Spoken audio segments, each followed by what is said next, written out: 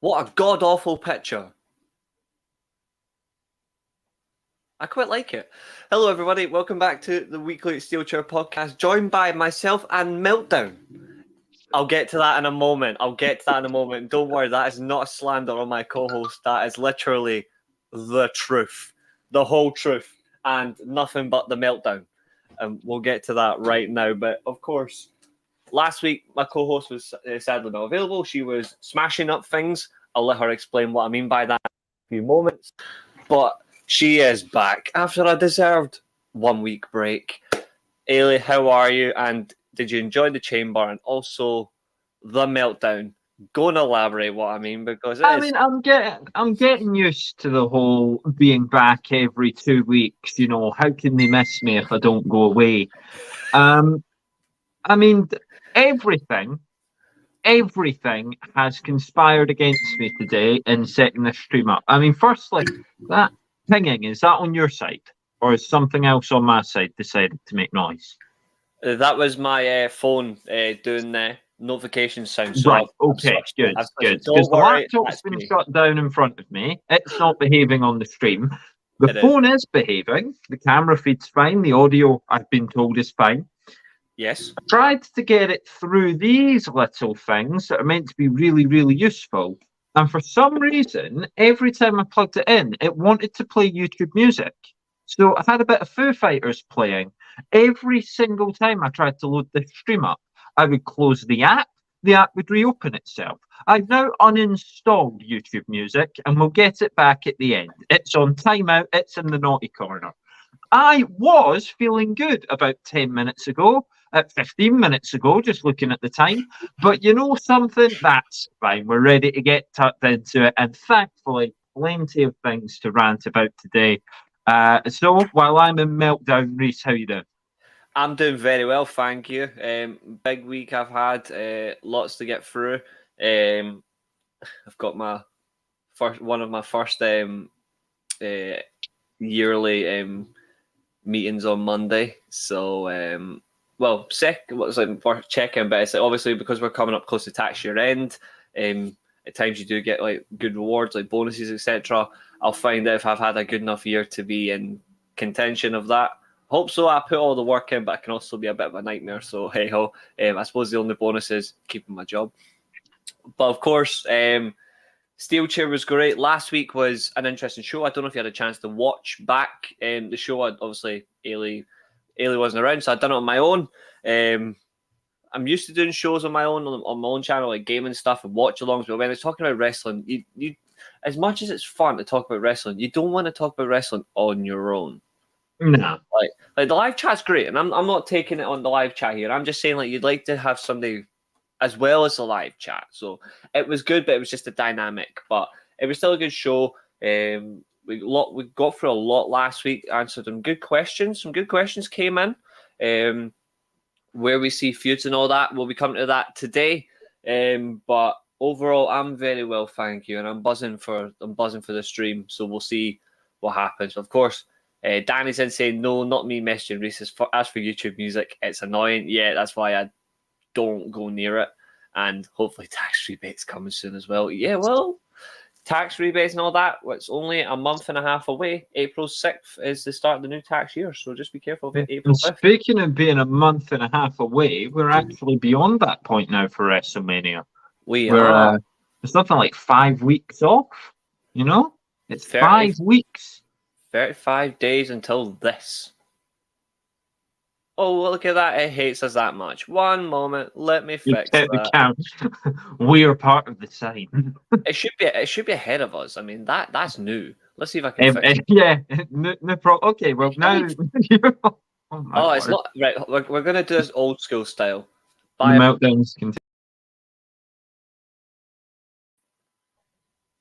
See, it looks nice. It just hates us that much. Everything. Back to the ring. Hopefully we don't have anything else to show you like that, or it's going to be a very quiet stream. Right. Well, I mean, how did you want to take this, Reece? Did you just want to take down the chamber match by match? Was there a certain starting point you wanted? I'm going to throw it over to you because you had the break. But I am going to share my screen because I do have all the matches. I do have the match timings as well, which is very Okay, interesting. let's hope that sharing the screen works. Well, hey, that's worked. That's good. And I've hidden off the rest of the side. So with my new wireless keyboard that I've been using this week, I'm just going to zoom in just a little bit so we have good view. That is perfect right there. That is perfect. Spot Nice on. size for Okay. everybody. Nice and big. So let's go. Got the Monday off after Mania, so I'll be stopping up for it. I will probably be doing both watch-alongs, but because I work in finance and I work during tax year end, as of the end of March, I will not be allowed holidays. So I will still be having to go to work inside the office on the Monday with probably, I would say maybe, actually I'll have no sleep because by the time I have to get back up, it'll be time to go to work. So there's literally no point me going to sleep. So I'll probably have to do Monday dead. Yeah, something like that. Yeah, you'll just have to throw Monday away, to be honest. And speaking of throwaway, let's start with the opening match of the. No, that would be mean. It's the Elimination Chamber for the women. The Raw Women's title #1 contendership on the line. And as you can see there, Asuka defeating Carmella, Liv Morgan, Natalya, Nikki Cross, and Raquel Rodriguez.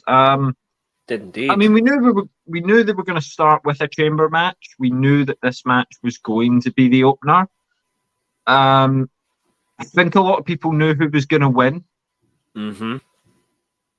You know, I think it wasn't necessarily a surprise. I think the final two was surprising. Yes. You know, you wonder what's gone into that. Is 19 minutes enough for an elimination chamber? No. I mean, the only time I've ever seen such a short elimination chamber was the one where Goldberg was in, because everyone's got to have Goldberg out quick, so it makes sense. But How long did the Baszler one go? I think that went about 20, 23, 24 minutes, I think. Yeah, I mean, of course, the Baszler one, we wish it was this short. I don't know, this match didn't... It's double-edged sword, because on one hand, you could say, well, it didn't overstay its welcome, and on the other, it's an elimination chamber. You know, you wonder if there was enough that had actually gone into it. You wondered if they maybe rushed to get rid of a couple of people. I personally thought Nikki Cross looked awful. So did I. I don't know what she does now. And obviously she's gone into something where, you know, she'll probably form another tag team and move from there, but she just seems so nothing in this match, you know? I think what we've got as well is, you mentioned double-edged sword, is I watched Raw and I watched SmackDown this week. I really liked her backstage. Like I did particularly like the backstage shoot of it as well, where she obviously discussion with Candice LeRae. She walked away from her asking what the hell's wrong with her, why you following me, why you stalking me, and all that. And then she just doesn't give a clear answer. But then she muttered something, and a lot of people, myself included, because I think it could well be the case, are under the impersonation that we could be seeing some form of return. Potentially Nikki Cross in some form of return with Sanity. Mm. Now, I see why, and I'll be honest, I'm all for it. But that's where the buck stops, because as much as I want to see that, I don't want it to be just because Nikki Cross is stuck. I feel sorry for her in that way, because when Sanity first came around, they were already like forming themselves as an established stable. They were fun. They were different to NXT. They were unlike the Undisputed Era. They weren't like the Authors of Pain. They completely stole your like psychological aspect of wrestling and what you view of a wrestling match or a wrestling feud. That's what I loved about Sanity, and they were wild. When they added Nikki Cross to it, you could genuinely see the maniacal side like taken up a level. And it was genuinely really good. Like, for example, the feud with Shayna Baszler, where she was literally taking the title off her like just to hold it in front of her, and then she smiled, and then she was like burning bin trash bins and all that. She was doing all that, setting stuff on fire, great promos, and obviously causing havoc. And that's what they should have kept her with. But then they decided to bring her onto the main event, like the main roster, as you do. She's working really well. She fades a little bit, so what did they do? They turn her into almost a superhero. To be fair, I heard that was her idea. Yeah. It just sadly didn't work. Even though it was getting her over as a babyface. It didn't work, and yet it got her higher up the card than she ever should have been. Yeah. The sanity thing's weird. I don't think they need another stable to come and do nothing. Yeah, I think there's got to be something with it.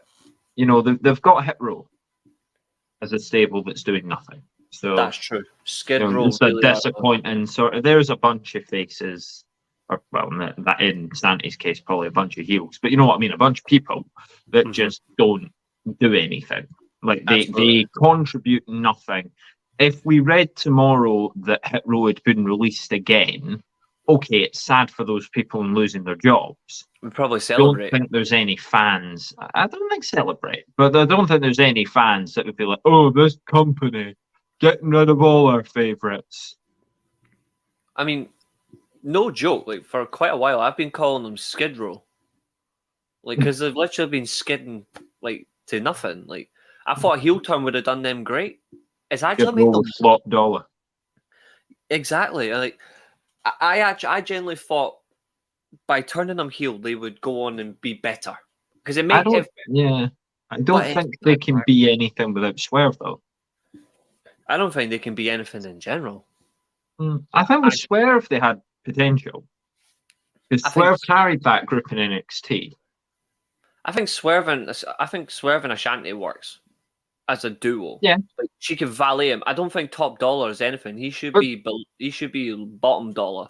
Like, yeah, but Top Dollar should be like the Commander Aziz role almost. You know, just a big guy that never really wrestles. Maybe has a squash match or two, but he's more just like they're heavy. Aye. And sort of the bodyguard sort of thing, you know, almost like a bouncer gimmick. That would probably work for him. I don't think actually having him rap is great because he can't rap. Not very good at it. I mean, he's no Max Caster. So I thought Nikki Cross was quite disappointing in this match. And I like Danny's comment. As obviously Nikki Cross is one of our own, but we still have to critique her as a pro wrestler, not Scottish. So I do agree on this comment that Nikki ASH was garbage, both face and heel. WWE just don't have anything for Nikki Cross. Absolutely. And you can't just dump her down to NXT either because she's on the main roster. She's having to go through the new gimmick where she's trying to reinvent herself as the psychopath again, in a way, like the demented one. And yet the next person that we need to talk about is probably the reason why Nikki Cross wasn't there. So Nikki Cross, if you've missed it, just sort of got dispatched in this match. I think she jumped off the pod. It's a crossbody. I don't like the crossbody. I think it looks... I think I've seen it so often now. And if you can't hit it like Tanahashi, just don't hit it. Yes. You know, obviously it calls it high fly flow. But yeah, I get the feeling Liv Morgan is another reason why Nikki Cross doesn't matter. Yeah, she just takes it. Yeah, well, Liv Morgan's better. Probably younger. I don't have the ages in front of me, but I know Liv Morgan's quite young. I'll get them both for you right now. I don't even think Liv's 30. I think Nikki Cross would have to be. I think Liv Morgan's mid-20s. I think she's 25 or something. Yeah, I get the feeling she's like 25, 26. I think she's quite young. But she's better. Liv Morgan's 28. 28, okay, yeah. So we lost a couple years there. Yeah, and Nikki Cross is 5 years older. Nikki Cross is 33. Yeah, 33. Yeah, no, that sounds about right. Okay. But Liv Morgan's better than her already. Yeah. Has been... Bowed out the butcher. I'm in a group chat with Abil, and I called him Abil the Butcher the other day. All right, okay. I get that now. So, yeah, Liv Morgan, younger, better at doing this whole psychopathic thing. I thought her elimination was very cool, except she passed out. Yeah, that's a knock-on effect. Did it make a lot of sense, though? Yeah, it makes sense in a way that she's not physically tapping out. In a way, it gives me immediate reminder of Stone Cold when he passed out to the Sharpshooter, even though obviously in that match they broke rules and then he actually bladed to have an effective submission match. But it's still this. I think I'm still getting a similar vibe to it. Like it's not the fact she's blading or anything or that. She's just passing out to two submission holds because one can't beat her, the Sharpshooter, and then that demented new version of the Asuka lock, which I have to admit is actually better than the original. Yeah, it's more sort of torque on the arm, things like that. I mean, I don't know. It's one of those things where I'm just like, do you pass out from that? Because sleeper holds, obviously, you can do the pass out finish. Yeah, exactly. I don't know at what point you pass out because your legs and arms are sore. Might just be the exhaustion of just trying to break out. But when you watch it back, she isn't actually. She's trying to break out the Sharpshooter, but when she gets locked into that new version of the Asuka lock, that's when she fades. So I completely agree with you. Like it is bizarre, but I think the one thing as well though is we're coming to someone later on in the show, but I'm actually starting to get a similar vibe to it, and I'm not sure if I'm going to like it. It's giving me Roman Reigns protection vibes. Oh, okay. So you think we're now getting Liv Morgan shoved down our throats? I don't know. I really hope not, because I think I don't particularly like Liv Morgan the way that Twitter fans do, where they suck up to every single bloody day. But I do think there is a reason for that, you know. Yeah, but I do think she's a good worker. I have liked the change since she lost the title. I completely advocated her to lose that title quickly because I didn't think it was going to work. But I'm looking forward to her next run. As I said, I'd look forward to the second run because she would benefit more. I really hope she's not being flung down our throats like he is, because there's the way that she went out, it looks so damn protected to me. And then obviously you saw on SmackDown like beforehand as well, where she tapped out. It's a complete difference. She taps out on SmackDown, she passes out at the pay-per-view. Like make that make sense to me. Like I think they know that more people watch the pay-per-views than the weekly TV. Yeah. I think they know there's fans like me that'll just catch the highlights of the weekly shows, but watch every pay-per-view live. Yeah. Because the weekly shows, they've still got this air of not really mattering. The first few weeks Triple H took over, it was like, oh yeah, definitely watch this, and then just settled down. And we'll come on to that point later, because of course we know what happened from Raw's fallout. Just a quick word then, Asuka versus Bianca. You good? Or I'm all for it. Yeah, I'm all for it. I think it's fantastic, and it's going to lead up to a follow-up question that I wanted to ask you, because we both had Asuka to win this match anyway. Obviously, I'd done the watch-along. You sent me your predictions afterwards. Eilidh, for the second pay-per-view in a row, actually, I'm pretty sure did beat me by 1, because I think I got 3 on the night. Yeah, I went Reigns. My predictions were Reigns, Priest, Judgment Day, Lesnar, Asuka, and I got Reigns and Asuka. Yeah, that makes you 2 out of 5. Make me 3 out of 5. Yeah, and you had Edge and Beth Phoenix. I did, and we'll come on to that match. You can see it's third on the list. Next, I get to talk about my favourite. No, I'm really excited for Bianca Belair and Asuka. Bianca Belair, one of my absolute favourites. Speaking of one of my absolute favourite people in the world, can we discuss the fact that I'm probably right about Brock Lesnar now? I'm going to do something just for you. Just for you. If you put his face on the screen, I'm going to leave. No, nothing like that. First of all, I want to bring this comment up because I actually mentioned this last night to Abul.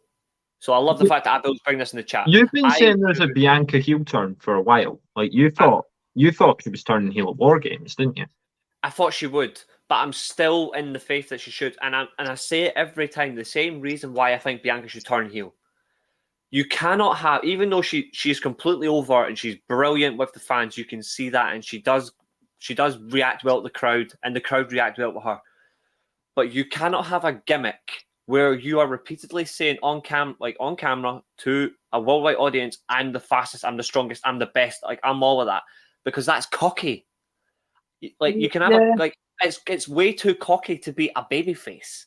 It's a cocky heel tactic. And I actually would prefer to be a heel because she started the EST gimmick, funnily enough, in NXT as a heel, and she was brilliant. It didn't really change until she started to feud with Shayna Baszler, where she really got over as a babyface, and that's where the EST was to a different level. And obviously, the segment with Bayley when she got promoted to SmackDown, where she took on like Bayley's athletic trials and all that, where she carried Otis, she ran with him. No mean feat for a woman to do that as well, especially for a man like Otis. And I'm saying that in respect to Bianca, how physically powerful she is. She still should be carrying a man like that, especially on her shoulders. It's impressive. So when you look at it in that way, you're still thinking your gimmick is still giving me heelish tactics, bud.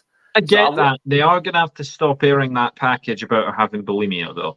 If they want her to turn heel, they are going to have to stop airing those sorts of packages. Yeah, because people will get that's why I think she would have to go away for a while before she came back as a heel. So if she loses at Mania, maybe she gets written off by somebody, or she just takes it off or whatever. Maybe on Raw, she cuts a promo like, so I'm going to go away, I'm going to have a think. Comes back, sort of build up to SummerSlam.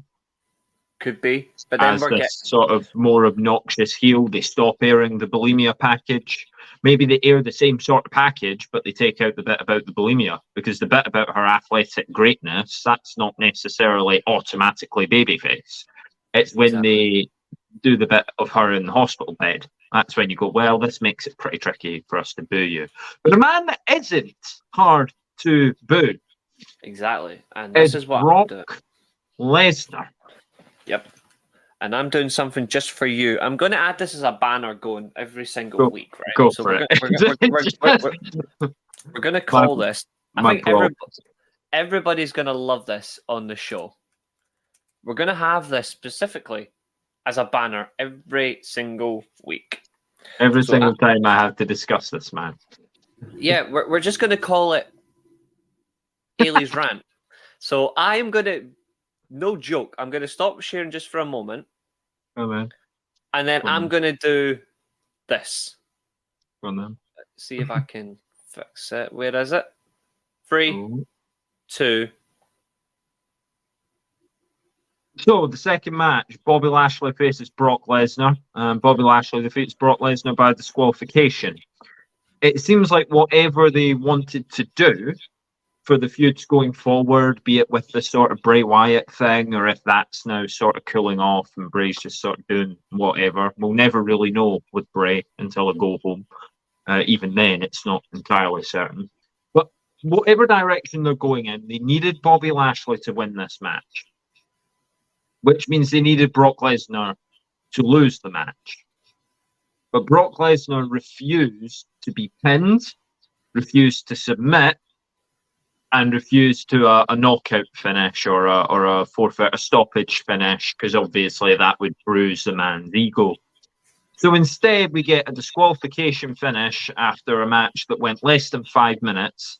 This is a guy that people say everything he does is must-see, and Brock Lesnar brings that must-watch factor to the show. I'm getting sick of Brock Lesnar as a Pokemon, and he's been a Pokemon for a very long time. He only knows 4 moves. Each move has a limited number of power points. So he can only use the F5 this many times in a match, and he can only use the suplex this many times in a match. But he also only ever has 4 moves. And the other thing about Brock Lesnar, when he's not in the ring with a guy who can move around those 4 moves, a Daniel Bryan and AJ Styles, a Rey Mysterio, Finn Balor, they end up using only 4 moves. So I think the actual total for moves used in this match would be 5 or 6, as in 5 or 6 different maneuvers. Because Bobby Lashley hit the spear, Bobby Lashley locked the hurt lock in, and other than that, it was just sort of pushing and shoving from him. So, and Brock Lesnar hit the suplex, hit the F5, and it was just sort of pushing from him. And then Lashley locks him in the hurt lock. Brock Lesnar gets out of it the first time. Bobby Lashley puts him back into it a minute later. Brock has no choice but to put the referee in the stones. And he loses the match by DQ, so Bobby Lashley gets his win. Reece, you can come back now, because I've got a question. Are they are we doing this again? Is this going? Are we going to have a fourth match for Bobby Lashley versus Brock Lesnar? I think we might. But there's still one more thing to implore, and I'm just going to give it to the people because we all deserve. You can come back now as well. The rant is over. Oh, I'm about to come back, but I think someone else wants to say hello first.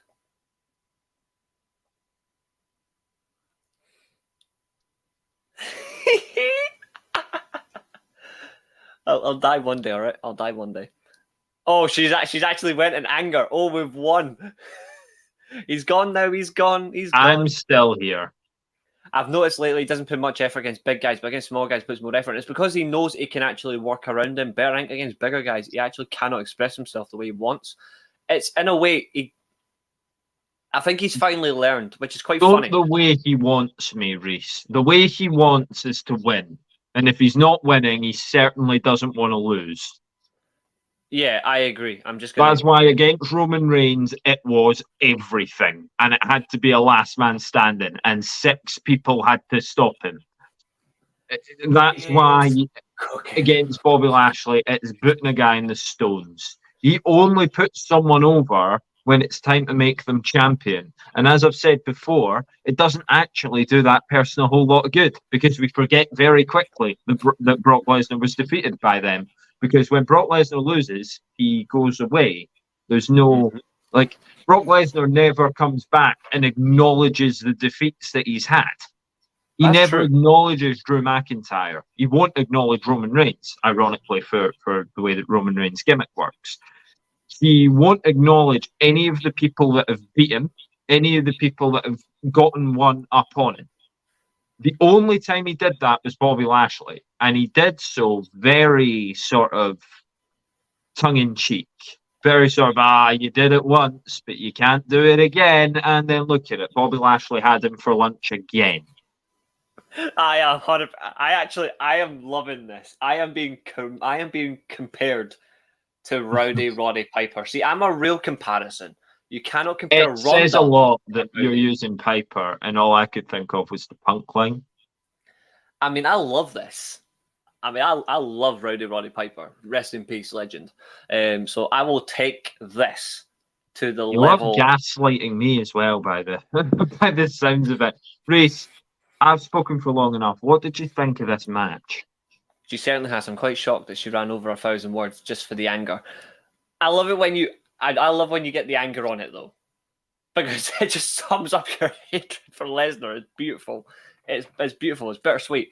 In respect to it though, I do see why they had to get Lesnar out of the picture as well. Obviously, Lesnar's change of plans, as Triple H has now called it, for wrestling for April 1st and April 2nd.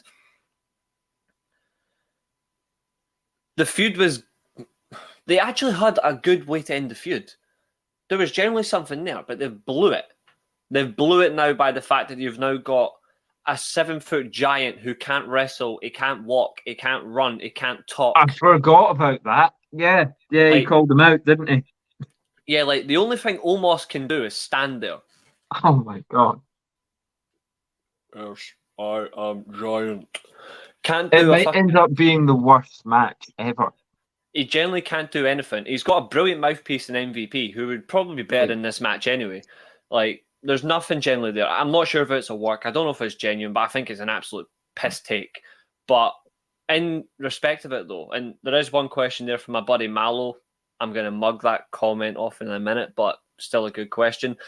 I just want to get Abel's comment in first. Brock versus Omos, I simply don't understand it. Brock will never put Omos over. He will take one look at him and go, "You're just a very tall, leaner version of Big Show." I don't see how Brock Lesnar hits the F5 on that man. He's not even going to lift him for a suplex. That's the tricky bit. Because not only is he huge and heavy, he's also boring. Got no coordination.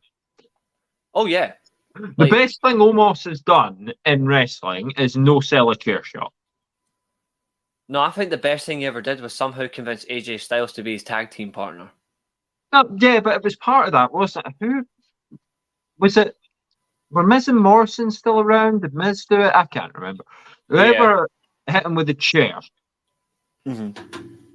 And it was like the first bump he was going to take, and it just like this chair just smashed into bits over his back. He just turned round. I was like, "Oh yeah, okay, that's quite scary."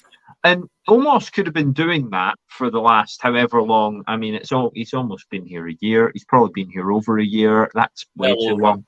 a year and a But half. yeah, because he would have debuted as the ninja. Mm-hmm. He must have been the big ninja in that thing during lockdown. Oh, pandemic wrestling, we do not miss you. But yeah, I think Brock and Omos is an awful match.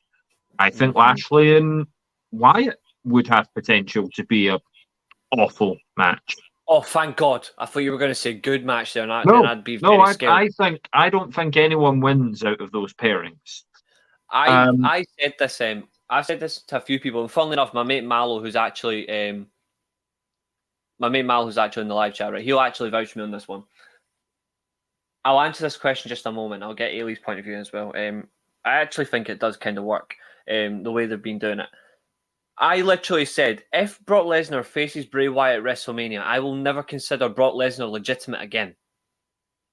I will never consider him legitimate again. He will no longer have any sense of legitimacy to me because this man does not do cinematic.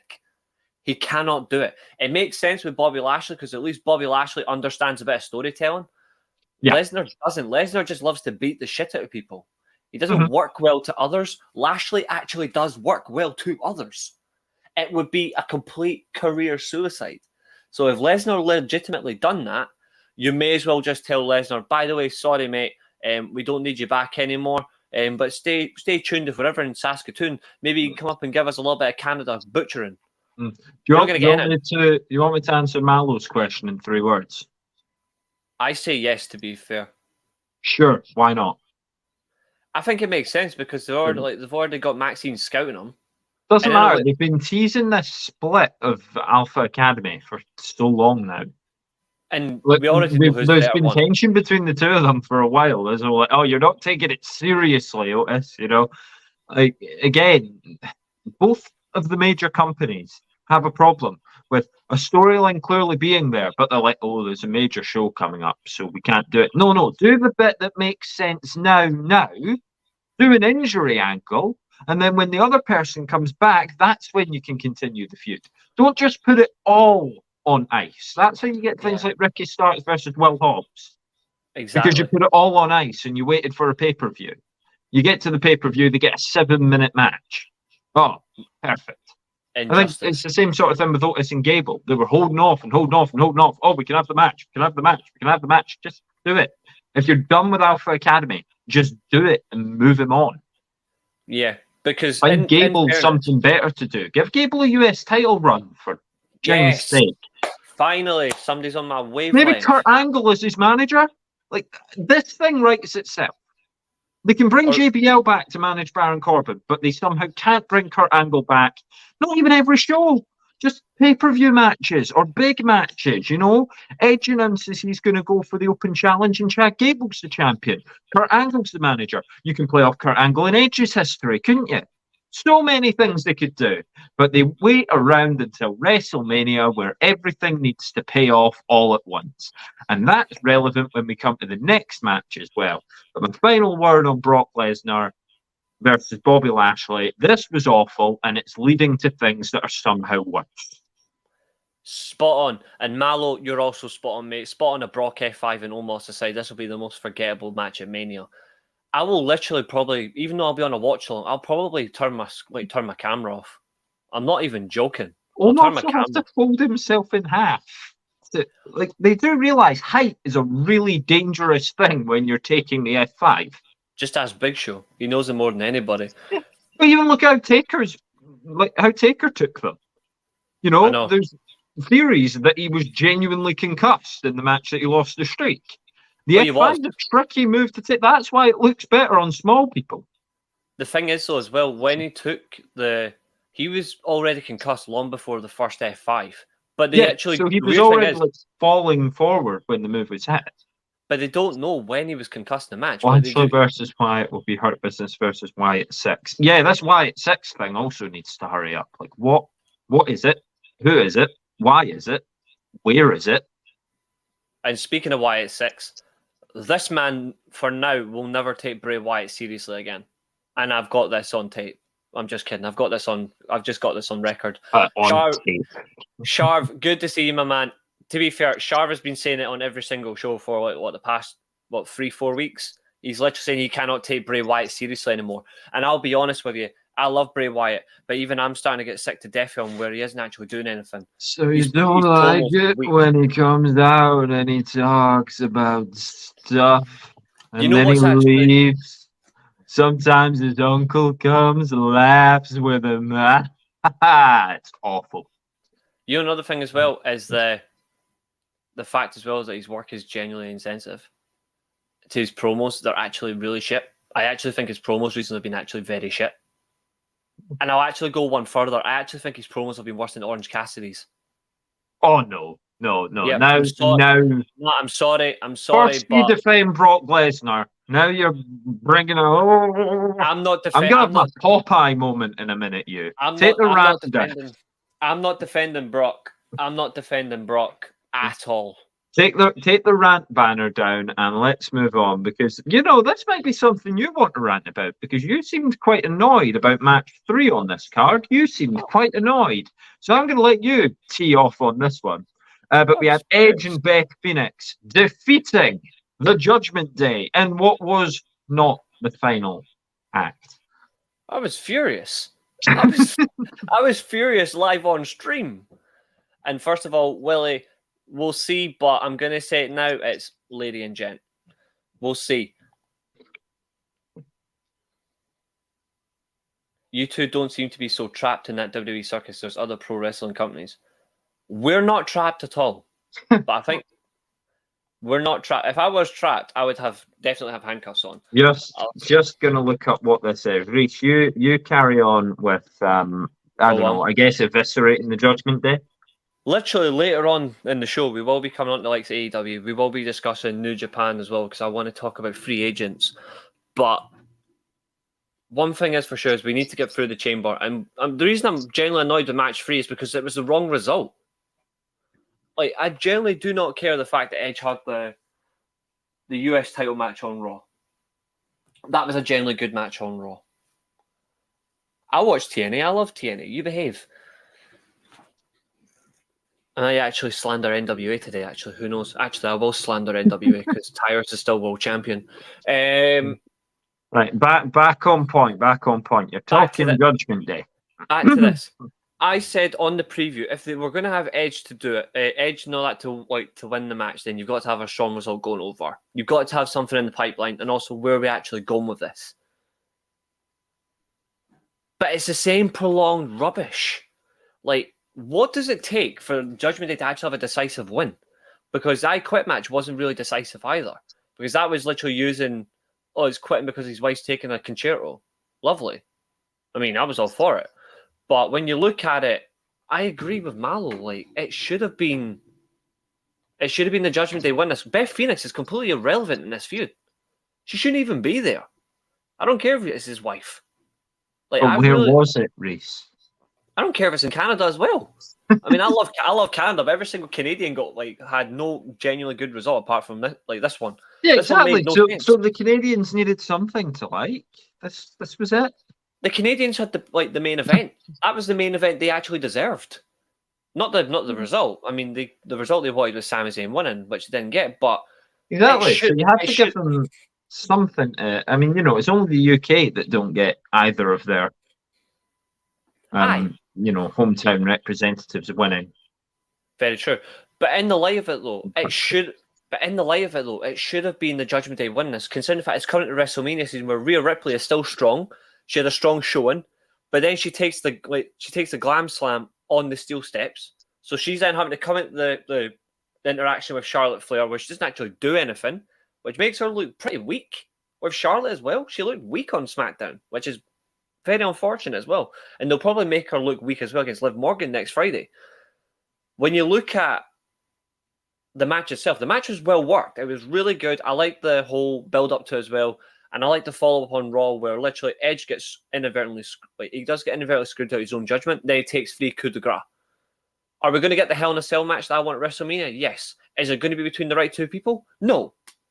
It's going to be Demon Balor, which everyone wants, versus Brood Edge. Wrong. Wrong, wrong, wrong. I said it last week and I'm saying it this week and I'm sick of repeating myself. It should be Edge versus Damian Priest inside Hell in a Cell. It started with Priest. It will end with Priest. It doesn't make sense to end with Balor.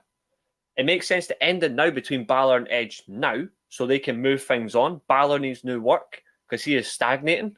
He's clearly taken too many defeats at this entire feud. Edge, on the other hand, is retiring very soon. From what people are speculating about, when's he going to pull the trigger? But when you generally look at the whole match itself, it should have been the Judgment Day taking the win. I don't particularly hate Edge. I love Edge. Everyone knows that. But there was no point in them winning it. You didn't even have to have Edge take the defeat as well. It should have been Beth Phoenix. She has no reason to be there. Like, there's generally no reason for her to be in this match at all. It should have just been over and done with at the Elimination Chamber between these two. And it has to end between it has to end between Priest and Edge at WrestleMania because that's where the feud's, that's where the whole stable started with. It was Priest that kicked him out. Edge quite pointedly said, leading up to the Royal Rumble as well, if we can remember, he was literally talking about Priest saying, you don't want to have leadership, yet you're taking Balor's leadership. So there you go. He's literally reminding him of the fact that you kicked me out because you didn't want to be my signal. You wanted to be the equal. You wanted to be your own control. You've got no control. It's Balor that runs the whole bloody thing.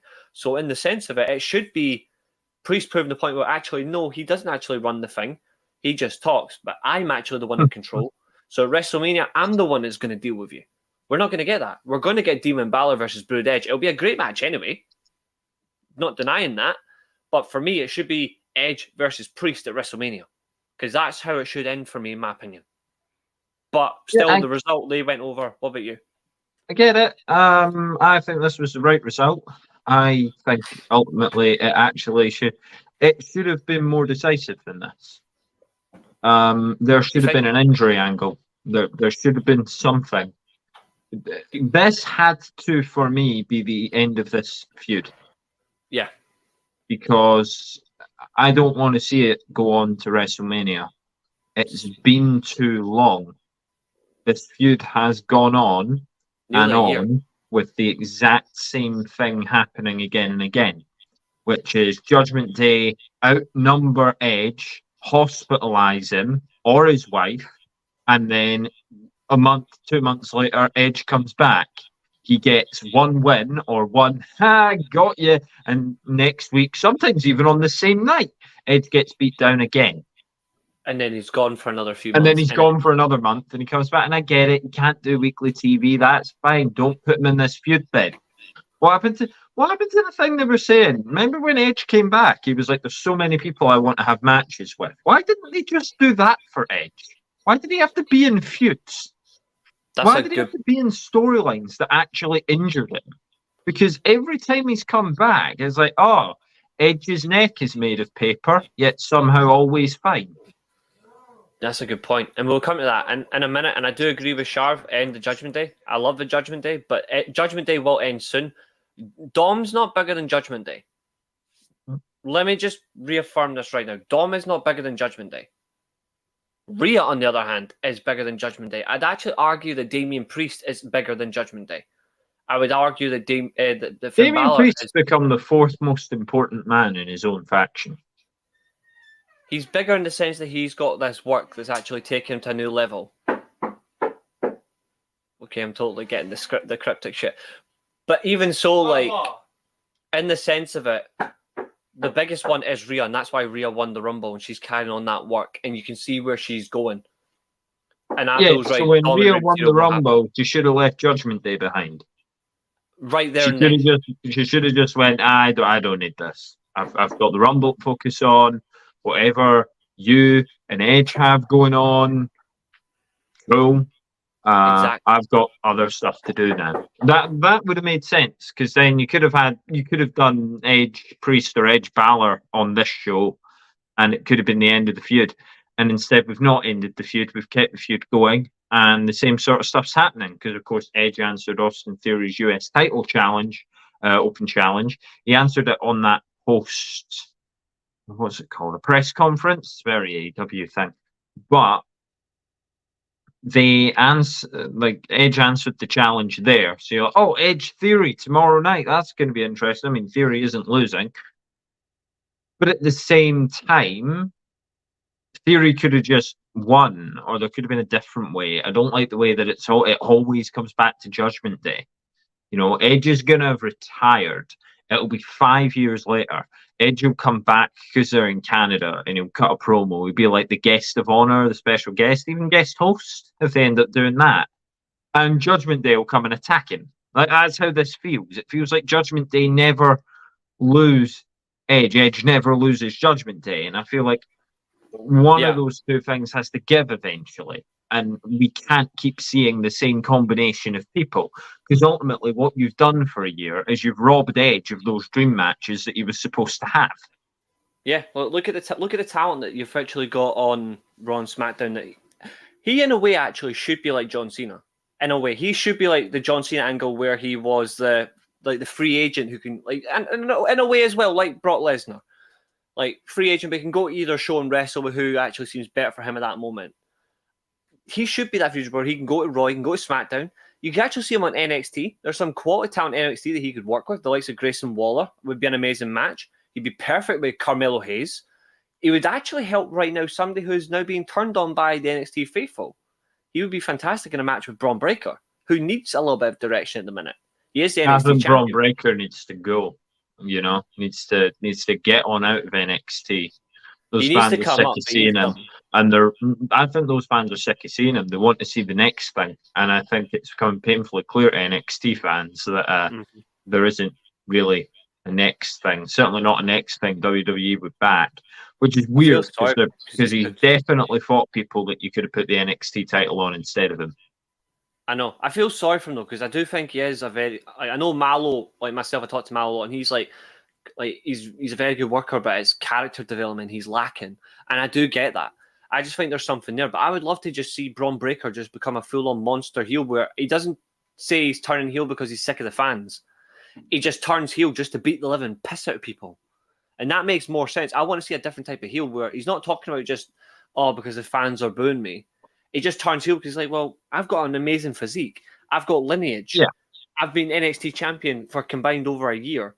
Well, you know what? I'm just going to run through everyone now. That's what I would like to see. And I think Edge would help in that way because he would run through him. He would run. Obviously, you don't want to see a Hall of Famer get squashed like that, but you want to see a Hall of Famer actually take him to that level.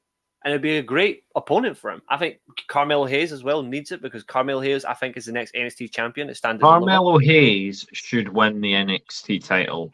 I hope he does at Stand and Deliver, even though I like Stand and Deliver. And it should be, and that should be it for Braun Breaker on NXT. Let's get him up. He's already had a match on Raw. We know. I'm with Reece. Should be Priest versus Edge. I don't mind Balor versus Edge. I think that's a good match. I think it's a better match than Priest and Edge. I just think it's a shame for Damian Priest that Rhea obviously caught fire and got the Rumble win. Dominic has been used far beyond what they ever thought he was going to be used. And yes, it's an embarrassing character that he's playing, and it's that sort of, he's the visual gag. But it's working. It's gotten him a lot of time, Yeah. And Balor's ended up taking over Judgment Day. So Priest is just there, nothing. He's pissing in the wind. I think the only thing that's gone for him, though, is he had a very good showing inside the chamber. I think he had a very good showing inside the Elimination Chamber, which may help him a little bit. But yeah, I mean, speaking of, let's bounce on into that then. I think we've covered everything to do with Edge and Beth against the Judgment Day, and we can move on to the Elimination Chamber. Austin Theory came out on top. It was not easy. I think this is one of the best Elimination Chamber matches ever. I would say top 2. It actually edges the Elimination Chamber I used to have in second place. Because Okay. my original top three for Elimination Chambers is the very first one. I knew the first one would be in there, you little Yep. hipster. The second one I had was New Year's Revolution 2006, the one where John Cena then lost the WWE title to Edge for the first Money in the Bank cash in. That was my second favourite. And then the third one was the one that Taker won at No Way Out in 2008. That's now dropped to fourth. New Year's Resolution is now dropped to third. And the US title one is now went straight into second place. Yeah, this US title one was a lot of fun. And I think what really struck me was the fact that everyone came off better. They managed to have a match where 5 people take a fall, and yet none of them look awful in it. I want to give one big shout out to one person in particular. One person in particular I really want to give a massive bit of credit to because he really demonstrated his role really well. Go on then. And it's actually, I'm just going to highlight his name for everybody to see. And I want to see if anyone agrees with me or disagrees. I think I know where you're going. Right here. Yeah. Bronson Reed for me. Okay. Now, the entire match was fantastic. The start with Seth Rollins and Johnny Gargano was the right two to start. It's the two with the best like gas tanks, the best two technically in the ring as well. Out of all of them, they are by far the best two. Mm-hmm. In terms of working a lengthy match, they make a lot of sense. But the reason I said Bronson Reed is because he actually looked and acted like a monster heel. Since he's been in WWE, it's been a little bit iffy with his booking. Since he's came back from Japan, it's been questionable about is he going to deliver inside the chamber. He actually did deliver really well, and I thought he worked extremely well to what he was working with. And I thought as well the fact in particular the way like that Samoan drop, for example, was brilliant. The way that he took out Gargano was outstanding. I just liked that essence. I thought it worked really well to him. I thought Theory as champion, very cocky, smug. I liked that as well. The fact he was the third man in was even better. I thought Damien Priest has a strong showing. I think he worked, his athletic side really worked. Montez Ford, not a bad match for him as well. Bit unfortunate the way he took the stomp, the way he looked after that. Obviously worked it a little bit. I think that's going to help towards what I've been saying for a while. The Street Profits will end soon. I think it's going to lead to the point where one of them is turning on the other. I think it might be Hawkins turn on Ford because Ford is so bloody over. It makes sense for him to stay babyface and Hawkins to turn heel. Hawkins, they're both the same thing. They both are. They're both crap anyway. Ford, on the other hand, he is well over. You can't turn him heel. I think it'd be crazy to turn him heel. I think he's right. I think he was obnoxious. Possibly. I think he actually did a really good job of turning heel in that match. I thought it was very impressive. But after every move, if you're going to tell me to suck it, I'm going to start hoping that you're going to go out. Yeah. Rollins was absolutely brilliant. I also like the way he sold that buckshot lariat from a man who I don't like, but actually does his role really well, and that's Logan Paul. Yeah, well, of course, that was the major talking point because the Montez Ford injury happens, the door opens. They obviously, I think we all knew at this point, Montez Ford was being carried out, door open, and we knew that Logan Paul was going to come down. Yeah, that's exactly what I said, Mallow. Yeah, good point. Exactly, spot on. And that comment from there, I'll let you carry on, but this comment here is correct. Bronson Reed should be next Monster Heel, be built, give him time. Next Monster Heel on Raw. Yeah, 100%. Okay, have him saw Brock Lesnar in half then. But Logan Paul shows up, gets into the chamber while they have the door open, while they're helping Montez Ford out. Don't think about the potential plot hole that they would have had to open the chamber door already. So Montez Ford didn't even necessarily have to fake the injury or oversell it. That's why there's obviously been questions about there's been questions about how legitimate the injury is, how much he was actually hurt versus how much he was working it. Logan Paul comes in, obviously buckshot lariat, stomp, Theory up into I about called it ATL. I think it's now called A-Town Down. same as his theme song does. Austin Theory retained the belt, last eliminating Seth Rollins. And then Rollins on Raw was very interesting. Having a match with The Miz. Apparently the first time in 5 years that Seth Rollins had fought The Miz. I read that stat somewhere. Talk about matchups that shouldn't feel like it didn't feel fresh, and yet we're 5 years on from the last time we saw it. Maybe it's just because Miz has changed not one jot since then. But Seth Rollins hits the curb stomp after Miz winds him up about Logan Paul. The fans get on his side, and what I thought was really important about Seth here, no dancing. Yeah. Just that savage look in his eye. It makes me think destruction. Seth might start, I don't know, unraveling this. He's not been a comedy character as such, but this eccentric heel persona he's got, I get the feeling he's starting to wrap it up a bit. I get the feeling he's starting to come back to that, Age of Fall Seth Rollins. The sort of just ruthless. And I think that or even shield Seth Rollins. And it ties in really well to rumors as well. It ties in really well to rumors. But just back on to Abel's question there, he says, like, I can see something special, Bianca and Montez as a heel couple. What do you think? Well, I think it would get heat. Yeah, 100%. And this is exactly what I was coming to. Part of it. That parody was absolutely brilliant. That was that's the one thing where I'm like, is he wrapping up the character? Obviously that's just the promotional material. When he did it, I was like, that's funny. I'd really much rather have a serious Seth Rollins again. Yeah. I also want to say shout out to Reece for pulling off Top Gun. That was pure gold. In terms of the whole Joker parody-esque and where it's coming from, and you can still toy with his gimmick in a way, to suit him, but if he is sticking with this Joker-esque gimmick where he doesn't need the face paint and all that, he's just like the Joker way, he can have a Joker-esque meltdown where it completely overwhelms him, and then it leads to the Age of the Fall return in a combination way where you have both locked together. He kidnaps Logan Paul's girlfriend, I agree.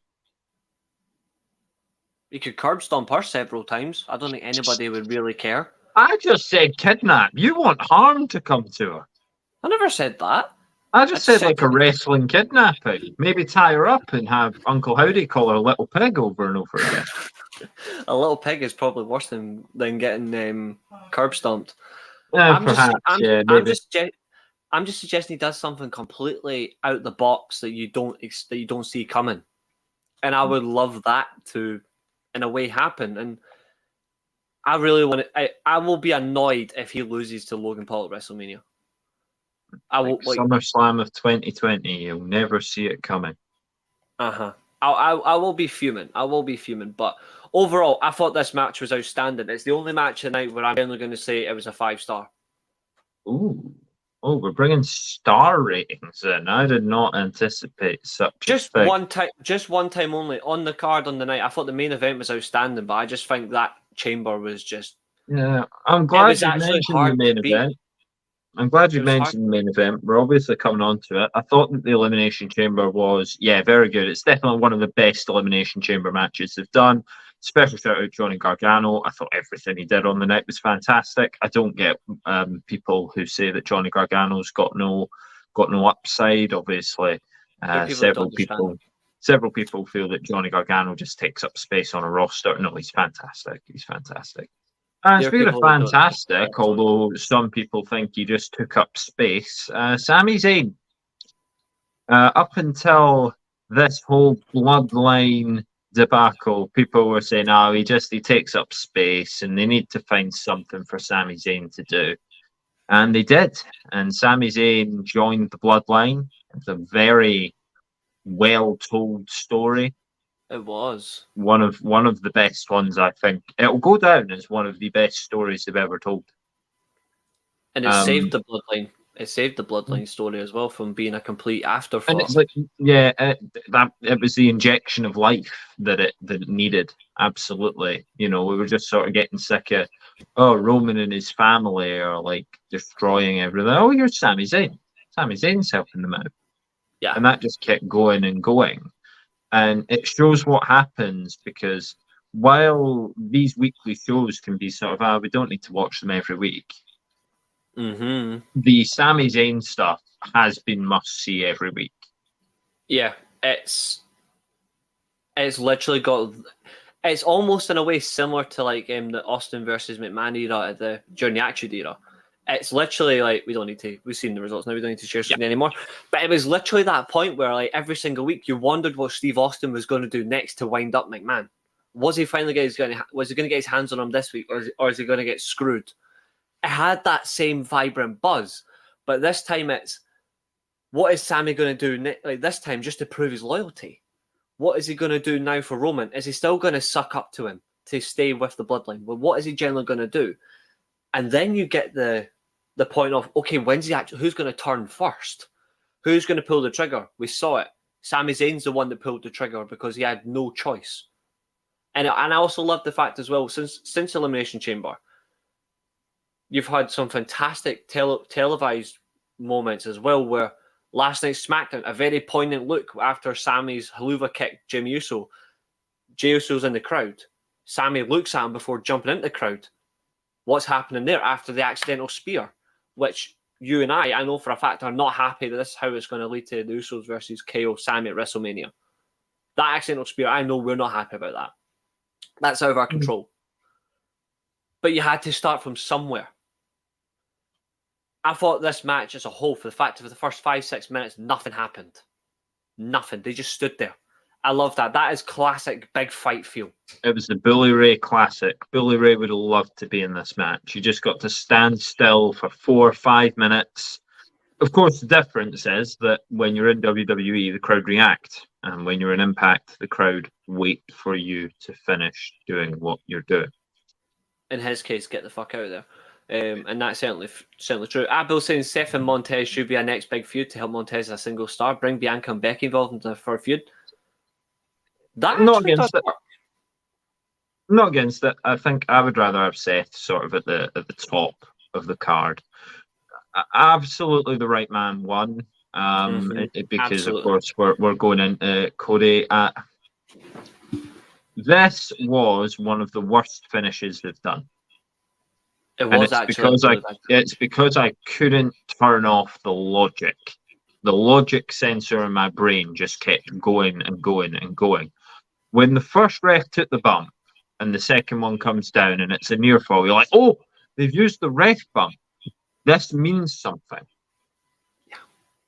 But then they'll do a second ref bump. And we all know WWE only have 2 registered referees. Another thing I'm thinking if I'm Adam Pearce, well, I mean, they've hit 2 of the male referees. Maybe we should have multiple round the ring. Because now we can see if it's happening accidentally or if they're on purposely hitting them. We didn't get Ref Jess either. How much of a shame is Maybe that? We should have Ref Jess come down. Because we'll then see if it has been accidental. Now, of course, the counter argument there is, well, if 2 refs have been hit accidentally, nothing stops a 3rd ref being hit accidentally, and it's still more problematic if the female referee gets knocked. Yeah, exactly. Especially by a guy Roman Reigns' size. That's not a pretty image. But yeah, multiple referees, maybe Adam Pearce coming down himself to observe it. There's been so many times that Roman Reigns' finishes have worked, and there's been so many times equally that they've not. And this was one of those ones that just didn't hit right for me, because I couldn't stop telling myself, well, they could just get another referee down. Or why is the first referee still down? He took 1 knock. Like, they're made of glass until they're no longer having to be made of glass. Yeah, but that's the bit. Like, it would work though. It would work. And then we've got this one. I hope Cody dethrones and brings the Winged Eagle WWE title. Let's trigger Reigns supporters. Reigns supporters already triggered that their main man's not even being talked about now. I don't know if he brings back the Winged Eagle. I know it's a rumor, but I mean, that current WWE title is just like, classic modern day. This is the brand. The brand is everywhere. There you go. That's why all the titles look the same, just about. I'm gonna completely reenact a particular promo. Oh no! Everyone mute now. The WWE title should not look like a toy. I'm just going to use those exact words from a promo that actually represent at the time. The WWE title should not look like a toy. I don't remember who said that. The Rock, when he got rid of the spinner title after the Elimination Chamber in 2013. 10 years ago this week. I'm going to reword his promo. The WWE title should not look like a piece of shit. Ooh. That's harsh. When that title came in 10 years ago, they had to get rid of the spinner. They wanted to go back to just a classic, this is what the WWE title should look like. And I was all for it then. They've done a little bit of change to it. They added, obviously, Daniel Bryan's version of it when he dumped it in the bin. They brought out his equal version of it. That was the very telling. Championship. Yeah. That was a good time for them to actually bring in a different design. Something different. They then stuck with it. Then obviously the Universal title was in red, now blue, and they're both the exact same title. Ideally, one of those should look the same way, but the main title is supposed to stand out, and that's the WWE title. Going back to the Winged Eagle is not a bad thing because so many wrestlers would want the prestige of holding that. There's so many great WWE title designs. To many people, the Winged Eagle, the Attitude Era's version of the title, the Undisputed title, they were all great iterations of the title. Either one of those, if they were to return, I guarantee a lot of people would be after that more because it has that look. It's like somebody who wants to be the big gold belt. It's synonymous with being a world champion. The Winged Eagle was the WWE title for 12 years. And it was one of the best talked about titles in history because the design was flawless. Yeah. Well, whatever he carries into WrestleMania, we know that Roman Reigns is carrying the WWE title into WrestleMania. He's also carrying the Universal, of course. We're getting the undisputed Universal. What's that? I've forgotten some words. Undisputed WWE Universal Championship match.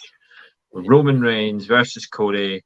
Probably closing out night 2, you would imagine. And it is. Cody surely going over. And then we can split these belts up and we can start putting more people over. Yeah, 100%. 100%. Just answering your question, Sharv. No, Dusty did not hold the big gold belt. What he held was just the NWA World's Heavyweight title. The beautiful £10 of gold that he held was absolutely amazing. But Cody wants to win back the title they took from his daddy in the garden. Yeah, the one that he infamously couldn't get. The Rock promo when he removed the spinner. Yep, 100%. I remember it now. But it was great then. It was great then. And I personally believe, unless it's got a certain look, a WWE title's design should change every 4 or 5 years. Unless it has a synonymous look where you can actually keep it for longer. The Winged Eagle lasted well over a decade because when you looked at that title, you were like, wow, that looks amazing. The title version that followed it lasted 4 years. The Undisputed title was 3 years. The spinner belt lasted 8 years. Then you had the cut of the previous version. That was from 2013 up until when Brock Lesnar... So actually, no, when the titles were unified together. Yep, they were. So you had that, and obviously they changed it to a bigger version of it when Brock Lesnar held the title as well, because obviously Brock Lesnar is a massive man. You can't put a smaller version around them, and then they just kept it that way. It's just, if you want to have a WWE champion, you want it to have you want it to look representative, and I think having the Winged Eagle on anyone, even on Reigns himself, he would generally look cool with that title. I think the Universal title, I would scrap it and I'd bring back the big gold belt. Yeah, if Roman Reigns beats Cody, though, I'm probably going to stop watching WWE for a little bit. Probably. I'll just come back when the next person's built up, because they can't afford to have Cody fail this. Yeah. Cody has to win. There is no one else that they could give this to now. There isn't. Not given it to Drew. They've not given it to KO, and now they've not given it to Sami Zayn. So this all has to be the grand plan at the end of this tunnel has to be Cody going over. And it also, weirdly, has to be Sami Zayn and Kevin Owens going over the Usos as well. And then I suppose there's just a big title reset. I thought it was clever bringing Kevin Owens out at the end of the show. Oh. Because I thought the crowd needed that. See, this is where me and you're going to disagree in a moment. Go on then. I think, as much as I liked it, I also hated it at the same time. I liked the fact you had Kevin Owens come out. I just hated that they took so long. Everything takes long. It's the Roman Reigns cinematic universe. No, it's not like that. The BCU, the Bloodline cinematic universe, everything takes 10 minutes longer than it should. That's why Royal Rumble, it took like 14 minutes for them to do that post-match angle. I know. I just hated that it took away from it. I liked the fact that he came out because it started the whole thing, and I liked the fact on Raw as well, he told him he's not doing it for Sami. He doesn't give a shit about Sami.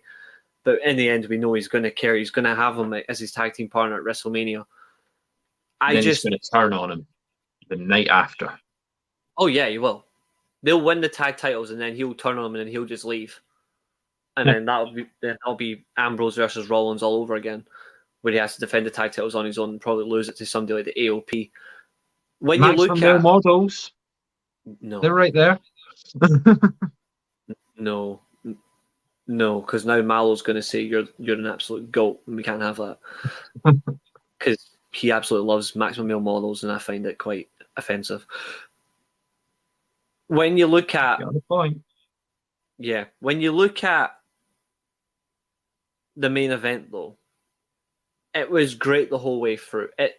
I love the involvement of Sami Zayn's wife as well, where Reigns is literally taking no responsibility. I actually love that of him, where he takes fuck all responsibility. It's everyone else's fault.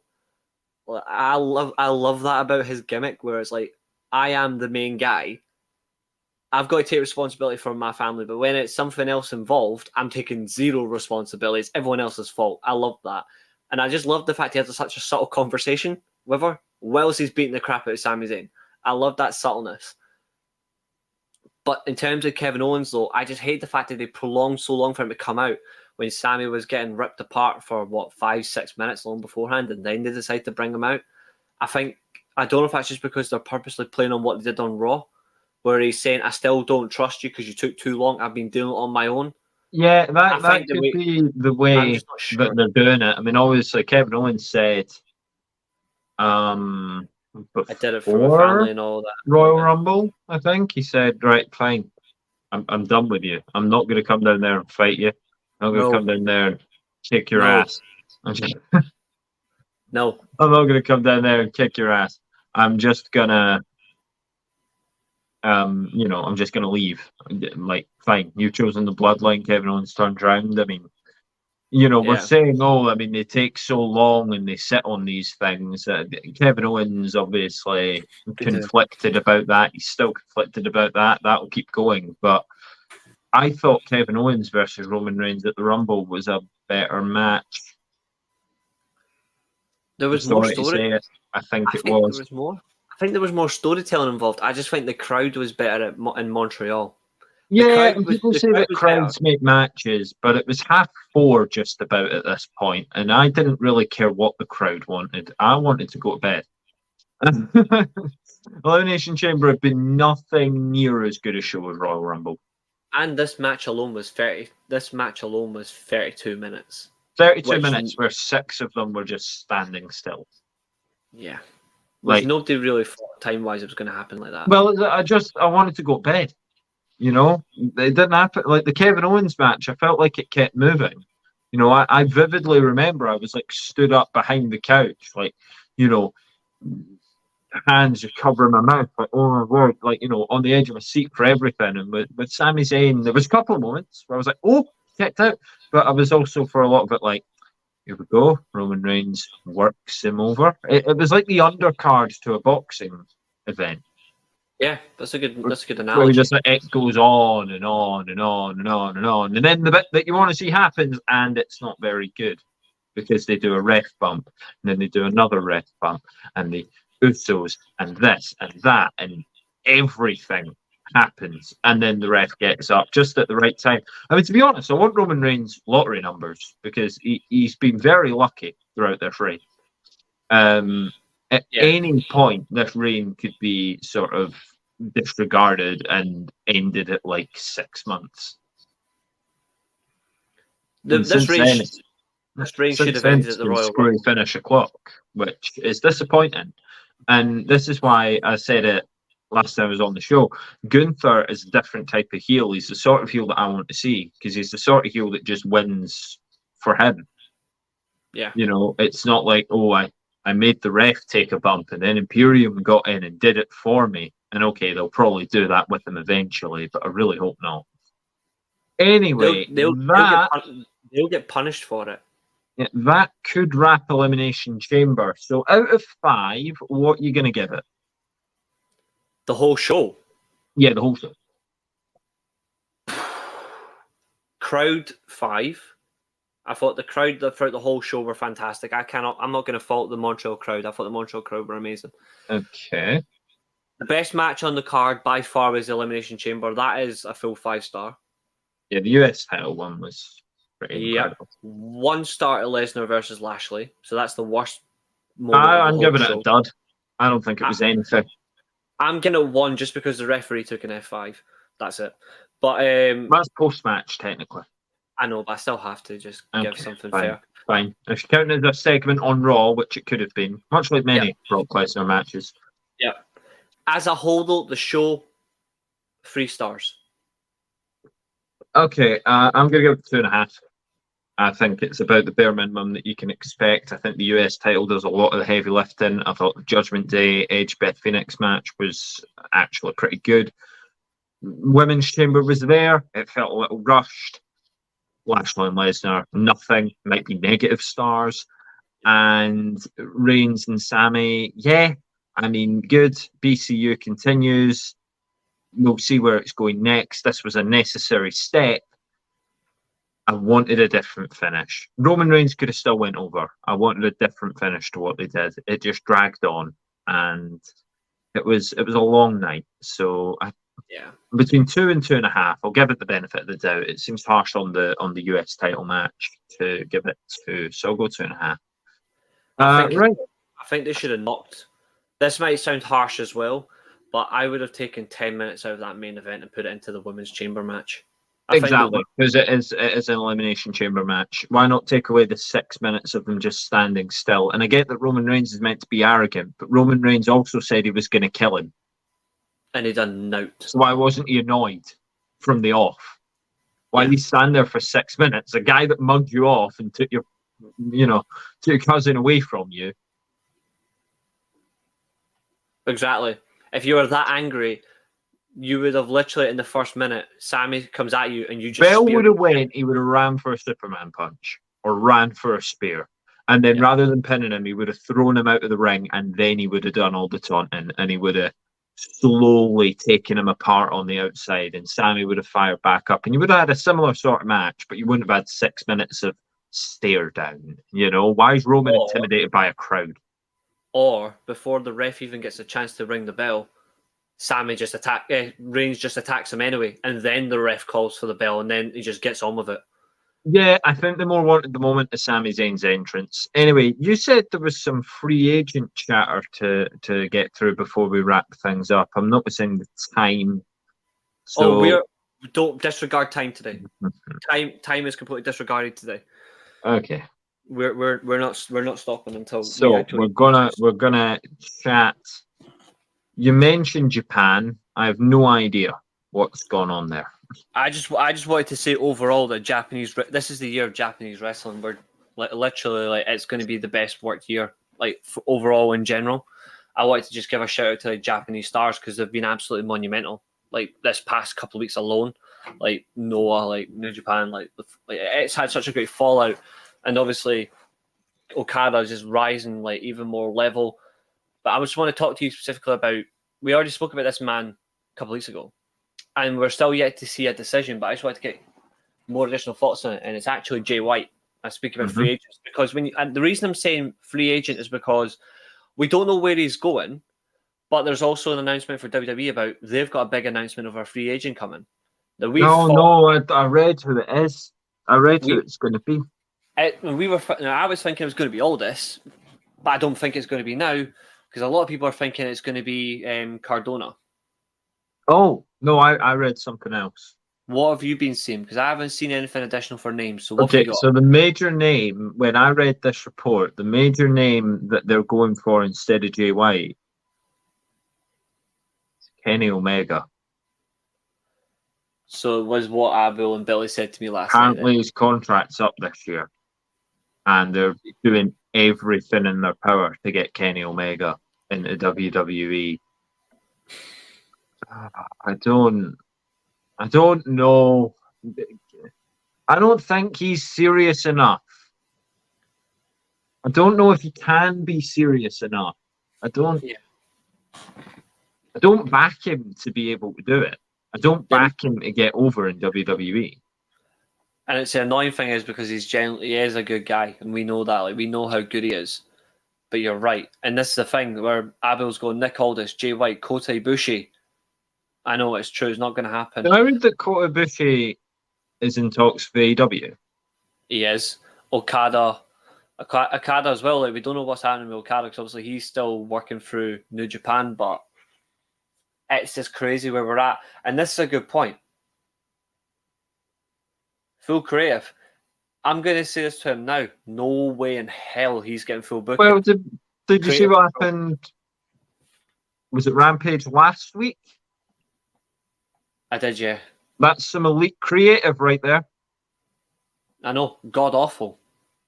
But hardcore AEW stands that don't pay attention to conversation will tell you the booking was fantastic. Yeah, it wasn't. It's a cult. They're a full-on cult. We like AEW. Yeah, like we like AEW, but we are not blind to deficiency. And the biggest deficiency they've got, besides Tony Khan being an absolute nightmare at times, is the cultist perspective and complete take on of the Elite. They are good. We're not saying they're not. The Elite are generally very good, and they have been for a very long time. But quote unquote, fuck me, the Elite are psychopaths when it comes to. I think they're quite overrated. Not a bad shout. I genuinely do. I think they can do their own thing, but they're quite overrated. They've got good cardio and they can do the moves. Oh yeah, they can. A lot of people can do the moves. In terms of like their actual careers and the actual direction that they've gone in, to be at the point now where they're just like, well, we'll invent a title to give ourselves. You know, like, right, that's the sort of team you are. That's the sort of people you are. And now you're having comedy matches with actual basketball being played in the ring. I know. On TV. Like, it was bad enough when they did the Space Jam thing. This was worse. They actually used, they were passing a basketball around the ring. But that's the thing. AEW fans that hate WWE, rightfully so, and WWE fans that hate AEW are going to look at this. They are going to literally say, this is good. This is why AEW is clear of WWE. But why do they hate? They hated WWE because it was presented too silly. and yet they are complete worse. Oh, and we mean nothing against Yeti Boy if he's watching. We know Yeah, that he's yeah. gone to AEW. You're not part of the cult, I don't think. You've not said anything to tell me you are. But that's the thing, though. Yeti Boy is not clinically insane. No. I think AEW fans are. Like, the certain vast majority of them are way on that spectrum of madness, insane, because you're right, where it's not appealing to them. But if it's not appealing to you, then make it clear.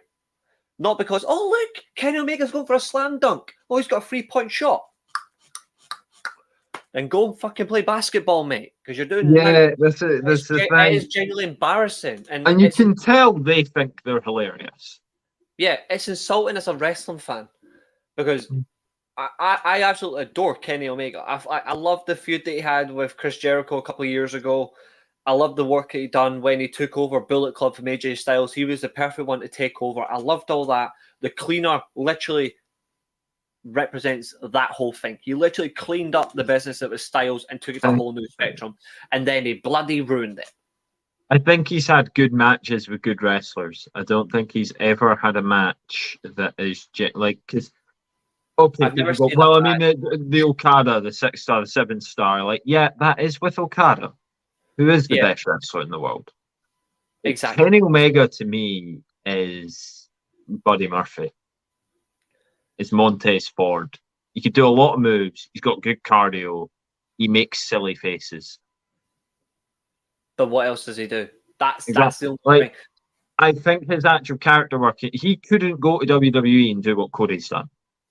Yeah.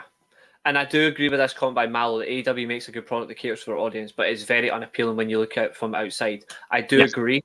I do agree on that. Kenny Omega's moves would be limited in WWE. This is why when it comes to Omega, and I do like Kenny Omega, when it comes to folk I would have ahead of him, Pentagon Jr., because of the Mexican side, and I think he would work really well with the likes of Santos Escobar and all that, and I think he's... Okay. I don't hate it. He's got Western experience being on Impact for a while, so... I do love this guy, to be fair. Like, you know I love Pentagon Jr. I don't hate Penta. I don't hate Penta. That would be okay. I'd have Pac back in WWE. Yeah, makes sense. I would have... I know Sharp says no, but I'd have Jay White. I really do like Jay White. I would actually say I would honestly have this one. I would have Okada. He would be right. He would be in my... Yeah, I think every wrestling promotion in the world would have Okada. I do agree on Kota, but it's not going to happen. Takashita. Kota's almost in the Kenny Omega sort of mold. But there's one other name that I would 100% have in WWE ahead of Kenny Omega, and he literally had a match with him not months ago. I would have Will Ospreay. Yeah, 100%. Will Ospreay. I don't know. Will Ospreay strikes me as a guy who's never going to leave New Japan. I actually think he wants to be so loyal to New Japan that he would do everything just to be an IWGP champion but never get there. I think I hope he wins it at one time in his career. He's been champ. Not in a long time though, has he? You know what I mean? Like, you know what I mean? Like, him and Takagi fight for it. Aye, but you know what I mean though. You know, like when he when he won it the first time. Like, I know he's been champion before, but you know what I mean? Like the first time where he still had it, but he was still trying to get himself to that next elevated level. Yeah, he had it, but he got injured. Yeah, but he wasn't really elevated to that level where you truly recognize this guy as the face of that promotion. When you look at the work he's doing right now, tell me there's a better wrestler from the Western side that's went over. In terms of like the past 5-6 years, I'm excluding maybe the likes of Styles or something the past decade. But when you look at what Ospreay has done in the past, couple of years alone, I generally think only Kota and Okada generally top him. I think they're the only two that generally top this guy. He is that good. I would have him in WWE. Is he going to do it though? No. Because of his loyalty to Japan. Yeah. And I commend and respect that more than anything else. Ooh. Would you? Would you? He's good. I think he gets lost in the shuffle.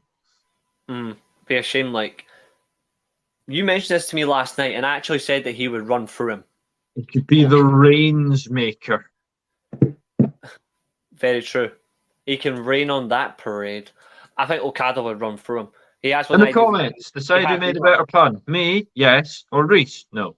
To be fair though, I'm not making a pun there. I'm literally saying he would run. He was like literally run through him. I think Okada would literally run circles around him without even breaking a sweat. He beat Kota Ibushi. Yeah, I know.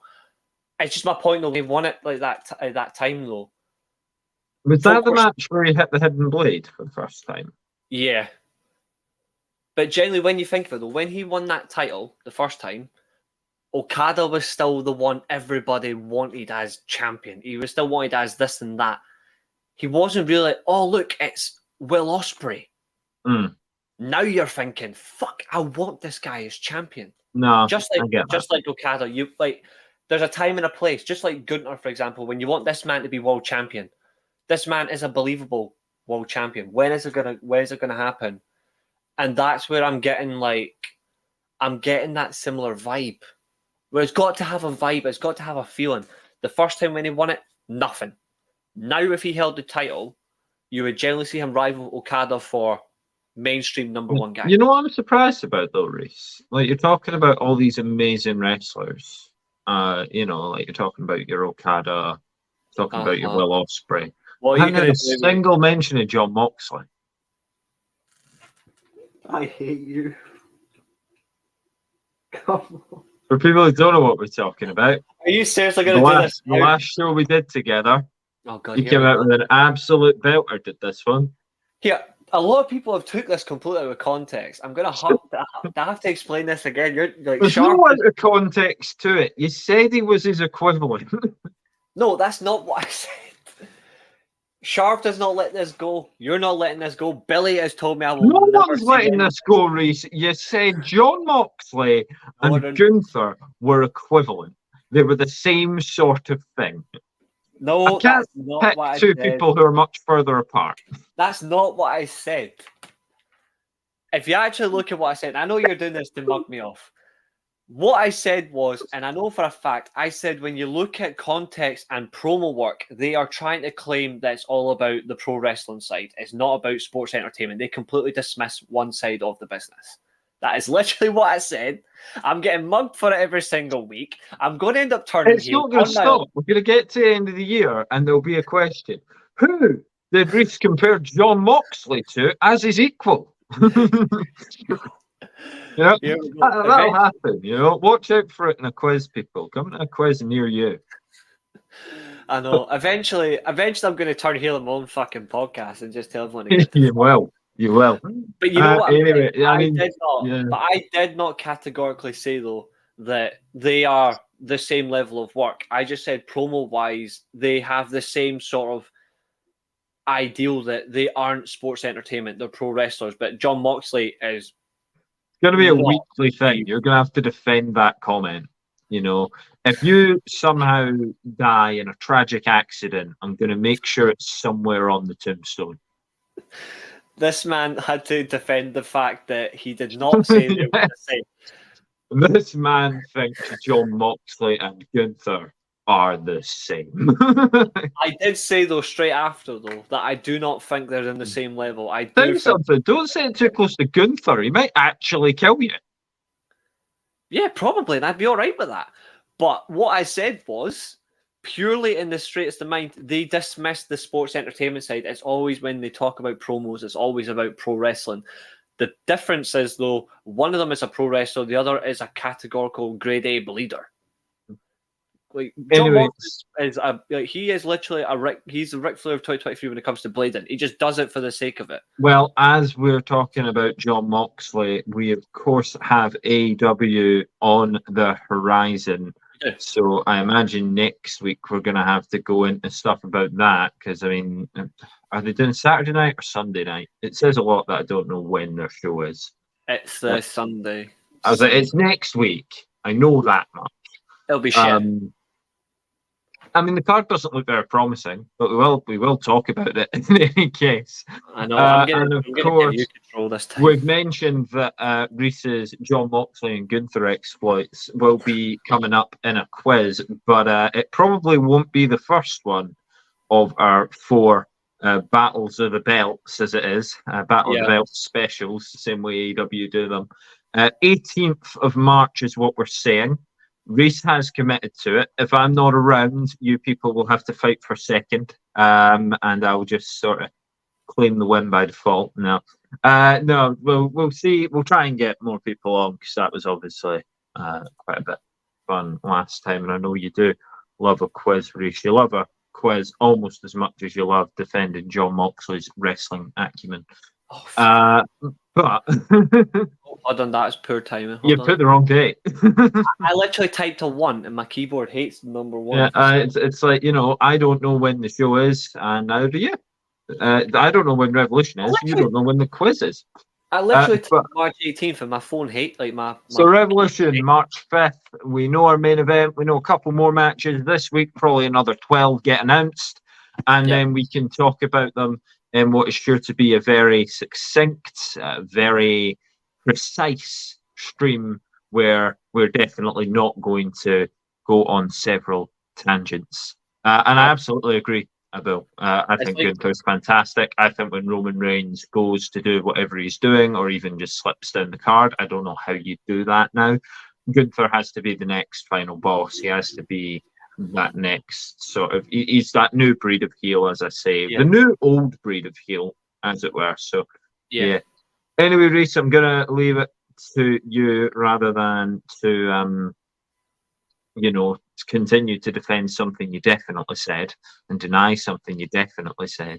I'm going to instead leave it to you to send the fine people packing like 20-odd members of the WWE roster during the pandemic. Well, I've got multiple ways to end today's show, but since I'm going to be constantly ridiculed for making a fair point where I didn't compare work, I compared promos, but I'm going to get stick for it every single week. I'm going to end it in a positive way. So I'm going to bring like one person in the live chat. Because you immediately agreed with Eilidh, so you will be immediately punished. That's not very nice. Sharv. Nia Jax called. She wants her boy toy back. In the sense of it though, we have got the Intercontinental Champion. You've got the World Champion right here. Great show today. It's great to be back. We do have a big show next week. We've got a lot to get through. We will discuss Revolution. In fact, you know what we're going to do next week, actually? We're going to do this. Because, to be fair, we do talk, like, it's a wrestling podcast, and to be fair, it is mainstream. All we seem to talk about, and I think it is fair, we all generally just talk about is WWE. Next week, we're not going to talk about WWE. Oh, don't make that commitment. Well, if Roman Reigns gets injured and on Friday they have to announce a new WWE champion, I think we'll have to talk about that. We'll just celebrate. We're not going to talk about... Hard subject to change. You don't want to talk about WWE at all next week. That's going to be really tricky. Fine. Maybe an hour where we don't talk about WWE. No, we're going to have to... There's going to have to be like some kind of forfeit if we mention WWE. Because it's such an automatic thing to do. And half the AEW roster used to belong to WWE. So that's going to be really tricky to do. But sure, we'll give it a go. Maybe after AEW, you can educate me about whatever Willie brought up. Because I Googled it, and I still don't know what it is. The Red Carpet Rumble. Yeah, still no idea. So anyway, we'll leave fun questions like that for next week. Reece, you can send them home happy or otherwise. Absolutely. She's holding her title belt, which I do commend. Abel, you're going to be on the stream, my man. Sharv, if you want to be on it. Malo, if you want to be on it, let me know. You're more than welcome.